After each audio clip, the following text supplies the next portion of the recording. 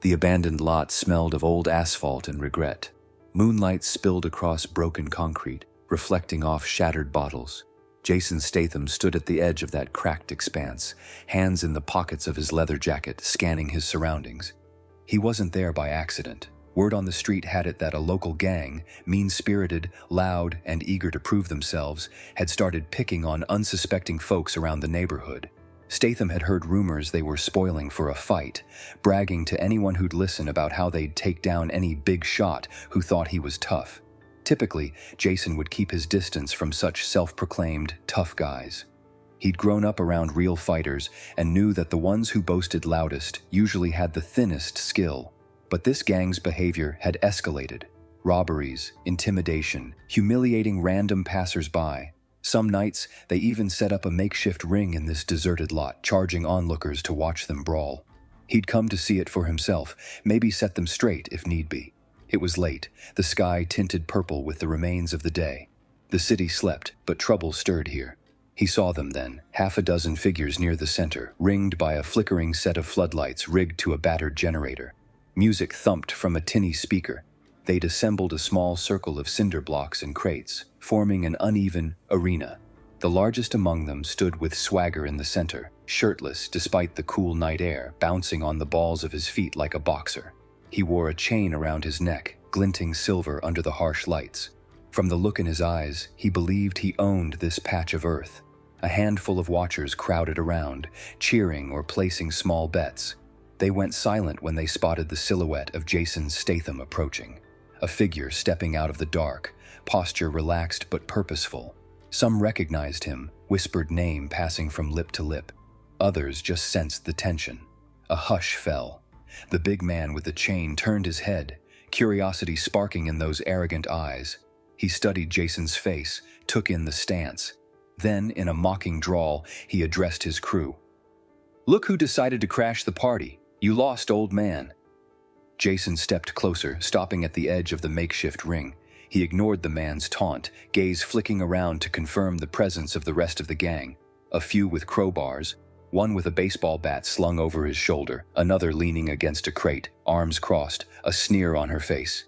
They were confident in their numbers. The big man gave a sneering grin. "What, you come here to watch, or you come here to pick a fight? We hear you fancy yourself a real tough guy." Jason's voice was quiet, carrying a clipped tone. "Heard you've been messing with folks who can't defend themselves. Thought I'd see if you're as big as they say." A ripple of laughter from the gang. The big man extended his arms wide as though inviting applause. "You got me in the flesh, mate. Call me Razor. I run this patch." He stepped forward, chain rattling.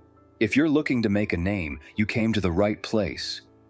Jason's lips tugged into a faint, humorless smile. "I'm not here for a name. I'm here to remind you that scaring defenseless people has consequences." Razor snorted, rolling his shoulders in an exaggerated motion. "Consequences, huh?" He jerked a thumb at himself. "I've beat bigger guys than you. My crew has my back. You gonna teach me a lesson? Maybe I'll show you a good time in the ring first." Murmurs spread among the watchers. They sensed the tension coiling like an overwound spring. Some pulled out their phones, ready to record. Others eased backward, not wanting to be caught in a potential crossfire. A slight breeze rustled the plastic chairs set around the ring. The hum of the generator underscored the hush. Razor jerked his head at Jason. "Tell you what, step in here, face me like a man. If you can last one round, we'll let you walk. If not..." He let the implication hang, raising an eyebrow. Jason's expression remained inscrutable. "Generous offer, but I won't be your entertainment. You've already done enough." People are fed up.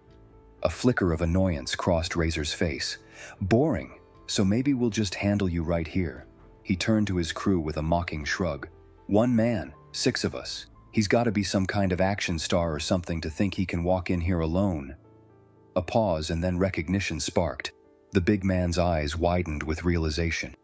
"Wait, I know you. You're that actor who does his own stunts. Jason Saint something."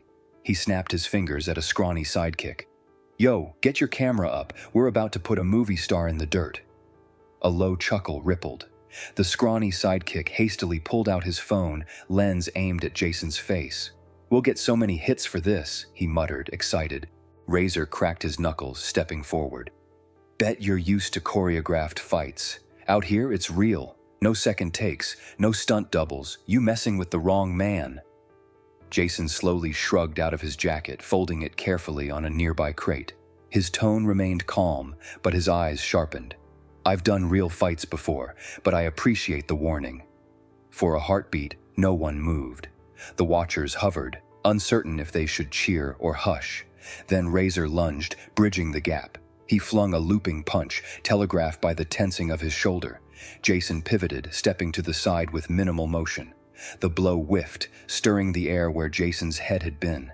A hush descended, replaced by the electric hum of tension. Razor blinked, startled by the ease with which Jason evaded him. What, you're just dancing around? Show me something, big shot. Jason's gaze flicked across the ring, noticing the others inching closer, forming a loose circle. The scrawny sidekick with the phone edged to get a better shot. Another gangster brandished a chain of his own, tapping it on the ground as if to intimidate. The stage was set. Razor, unwilling to look weak before his crew, tried again. This time he drove a punch aimed at Jason's ribs, then followed with an uppercut. Jason blocked the first strike with a raised forearm, twisting to let the blow glance off harmlessly. The second punch whistled toward his chin, but Jason ducked and hammered a short jab into Razor's side, lightning quick. The big man let out a pained grunt. That single strike shattered the illusions. The watchers realized Jason wasn't an actor playing tough. He was tough. The big man staggered, surprise flickering in his eyes. You got a death wish, old man? Razor spat, huffing to mask the sting of that blow. Jason exhaled, chest as steady. Number just not letting bullies run free. Razor's face twisted with anger. He signaled to two of his gang members. Get him! The pair nodded, stepping forward. One brandished a wooden club, the other balled up fists wrapped in taped knuckles. The circle tightened. Jason's muscles tensed, aware that the real fight was beginning. No more caution, no more talk. If these punks wanted a test, they'd get it. He braced for the next wave, reminding himself that in this night-lit ring of old floodlights, a single misstep could cost him. He rolled his shoulders, letting the tension flow out, then locked eyes with the approaching men. Beneath the battered ceiling of a once glorious gym, the stage was set for a savage lesson in consequences, one that the cocky gang leader would instantly regret. The wooden club whistled through the air, swung by a young thug brimming with misplaced confidence. Jason Statham recognized the arcs of motion, the tempo of a sloppy attack. He stepped inside the swing, letting the club pass behind him, then snapped his elbow into the assailant's jaw. The impact was solid, dropping the thug to his knees with a muffled grunt. No time to gloat. Another figure lunged from behind, arms spread to tackle Jason. He pivoted, hooking the attacker's waist, using the thug's own momentum to flip him over. The man crashed onto the concrete, wind knocked out, a single wheeze escaping. Around them, the rest of the gang hesitated, taken aback by Jason's fluid ease. This wasn't some bar brawl with a stumbling drunk. This was a professional who'd honed his reflexes in real fights, on top of the countless hours spent practicing stunts. But the ring's tension soared, fueled by the group's pride. They wouldn't yield easily. Razor sneered, gesturing to the others. "What are you waiting for? Jump him!" Two more punks rushed in simultaneously. One swung a chain overhead, the metal links rattling ominously. The other brandished a small pocket knife. For a split second, Jason weighed the threat. The chain would hamper him if it caught around an arm, while the knife spelled real danger if the attacker got too close. He moved quickly, sidestepped the chain's downward sweep, yanked the chain wielder off balance, and slammed a fist into his kidney. The man yelped, crumpling. The knife man came at Jason with a wild slash. Jason jerked his torso back, feeling the blade slice the air near his ribcage. A second slash aimed for his midsection. He twisted, caught the thug's wrist, and wrenched it sideways. With a sharp twist, the blade clattered onto the floor. An elbow to the thug's temple dropped him, eyes rolling back. In the flickering glare, the watchers started to realize how outmatched these punks were. The scrawny sidekick, phone in hand, kept filming, though a tremor of fear had replaced his earlier excitement. At the edges of the circle, some of the watchers took a step back, as if rethinking their vantage point. Razor, chest heaving with anger, stepped forward again. "You're gonna pay for that," he growled. I run this block. Everyone knows me. Jason locked gazes with him, calm even as adrenaline surged. Then maybe you should show them a better example. With a roar, Razor threw a flurry of punches, left, right, left, aiming to overwhelm. Jason slipped sideways, blocking and deflecting with minimal motion, a masterclass in economy. Yet Razor's size and brute force demanded caution. One lucky hit could daze Jason. He refused to let that happen. He weaved under a haymaker, responding with a short hook to Razor's side, feeling muscle give under his knuckles. Razor gasped, but kept swinging. He managed to clip Jason's shoulder with a glancing blow, enough to sting. Jason responded with a fierce uppercut that snapped Razor's head back, sending him reeling. The big man stumbled, arms flailing to keep balance. Jason pressed the advantage, planting a boot behind Razor's leg, sweeping him onto his back with a sickening thud. A hush fell, tension thick as the punks stared. Their leader sprawled, blinking in disbelief. Jason hovered over him, chest rising and falling, adrenaline coursing. In that moment, time froze. The scrawny sidekick gulped, camera trembling, uncertain if he should intervene or run. The rest of the gang members were either groaning on the ground or standing paralyzed, uncertain. Razor coughed, spitting a bit of blood. He glared up at Jason, hatred burning. "I'm not done," he rasped, trying to push to his feet. Jason leaned down, locked his hand around Razor's collar, and yanked him upright. The man's legs wobbled. Jason's voice was steady. "You should be, because next time, I won't go easy." He then flung Razor aside. The gang leader stumbled, barely staying upright. The bravado in his eyes was replaced by fear and confusion. Everyone watching felt that shift. The unstoppable alpha was dethroned, undone by a single man's discipline and skill. The ring of watchers parted, letting Jason pass. In the hush, the generator's hum sounded deafening. He stepped to the scrawny sidekick, who trembled behind his phone.